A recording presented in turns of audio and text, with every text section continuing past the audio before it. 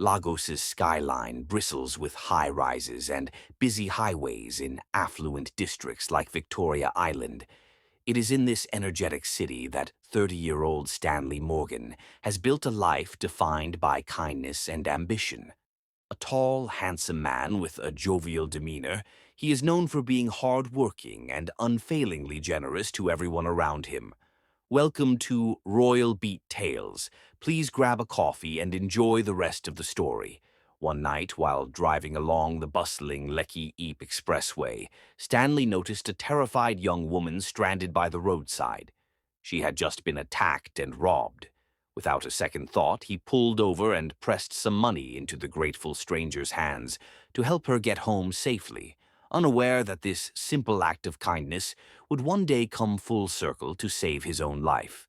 Shortly after, Stanley married a beautiful young woman, and their wedding in Victoria Island was the talk of the town. In the blissful weeks that followed, he spared no expense to keep his new bride happy. He treated his wife to fine dining on Victoria Island, Lagos's main business hub and one of its most exclusive areas, and lavish weekend outings in Lekki, a posh neighborhood now known as one of the most expensive places to live in Lagos. Together, they strolled through the boutiques of Lekki and relaxed on its sandy beaches, enjoying the vibrant city nightlife. Stanley lived each day like it might be his last, showering his wife with gifts, surprise trips, and memorable experiences. He made sure she never lacked anything, and their love story seemed picture-perfect as they explored the best of Lagos's attractions side by side.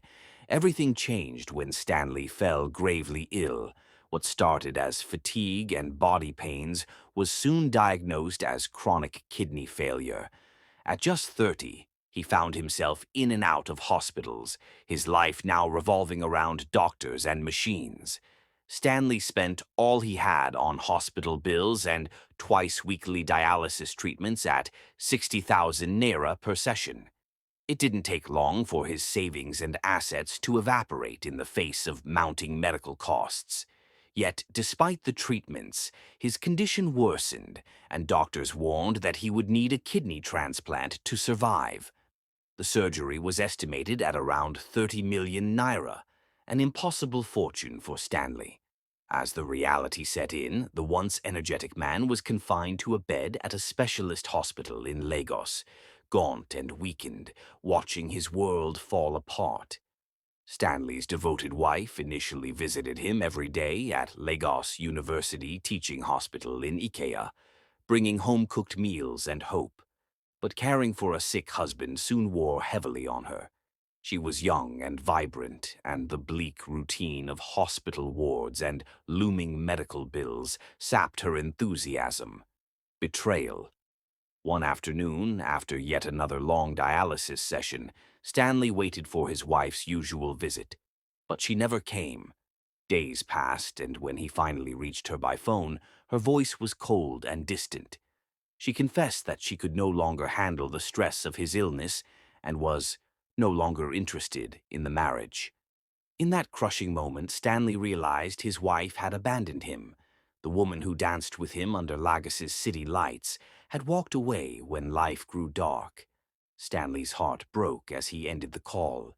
He lay in his hospital bed in Surulere, staring at the ceiling, asking through tears, "Where are my friends now?" The popular, generous man who was always surrounded by people found himself completely alone in his hour of need. Friends who used to laugh with him at bars in Lekki were suddenly too busy or too distant. One by one, they had faded away when his money and health ran out. Stanley slipped into despair, his hospital room silent except for the beeping machines. Just as hope was dimmest, a familiar face appeared at Stanley's bedside. A young woman approached cautiously, eyes filled with concern. Stanley was frail and heavily medicated. He hardly recognized her at first. The woman introduced herself softly as Bumi. She reminded him about a night on the Lekki Expressway when a kind stranger had helped her after she was robbed. Stanley's eyes widened in astonishment as memory flashed back. She was the stranded lady he had helped months ago. Boomy had never forgotten his kindness. In the time since, Stanley learned, she had searched for him to say thank you, only to hear whispers of the joyous wedding that followed. Now fate had brought her here, to the renal ward where Stanley lay helpless and abandoned. Boomy was no ordinary Good Samaritan.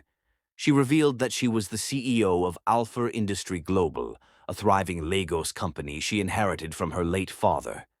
This beautiful stranger-turned-guardian angel was wealthy, influential, and determined to save the man who once saved her. Without hesitation, Boomy took charge of Stanley's medical care.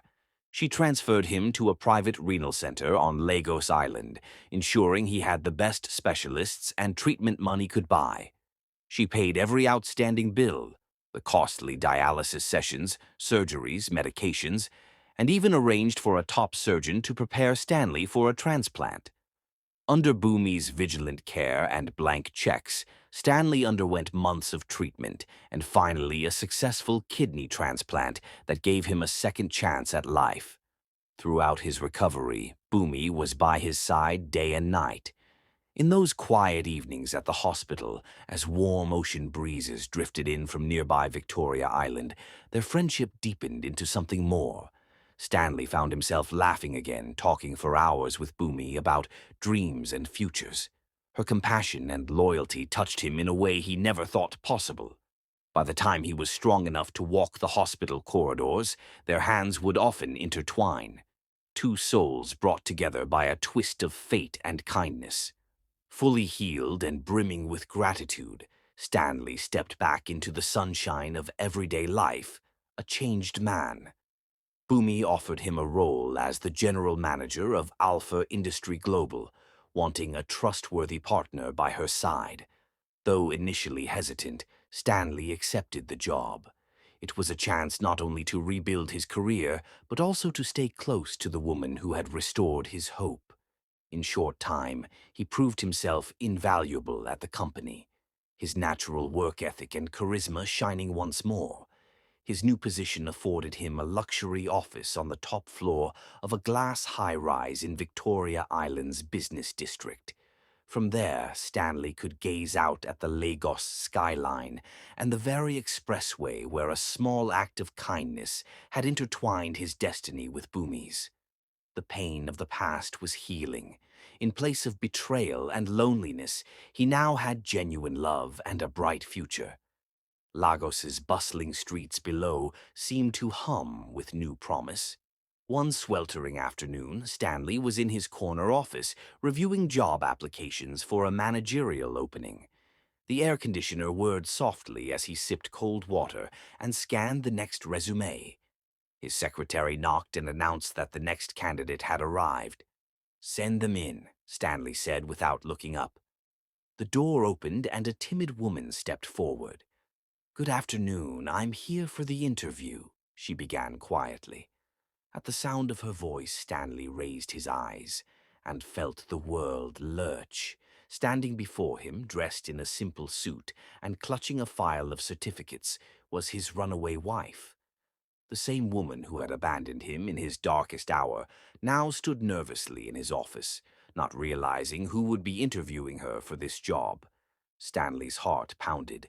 A storm of emotions, shock, anger, pity, surged through him as he locked eyes with his estranged wife.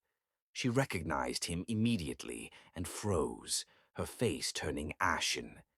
In that charged moment of silence, the past and present collided in the cool air of the Victoria Island office. Stanley leaned back in his chair, struggling to maintain his composure, while the woman who betrayed him began to tremble in shame and regret. Their eyes met, and an unbearable tension hung in the air. What would he do? The once jovial man she left for dead was now thriving, and held her fate in his hands. Stanley folded his arms, remembering the nights of pain and loneliness she had caused him. His wife opened her mouth to speak, but no words came. "So, it's you," Stanley finally said, voice unreadable. A single tear rolled down her cheek. Outside, the Lagos traffic buzzed on peacefully, oblivious to the drama unfolding in that high-rise office. Stanley exhaled slowly, his mind racing. Would he forgive her, offer her the job out of mercy? Or would he turn her away to face the consequences of her abandonment? The seconds felt like hours as the two stood facing each other, the weight of their shared history pressing down upon them. The next words out of Stanley's mouth would decide everything, and neither of them knew what they would be. What would be her fate?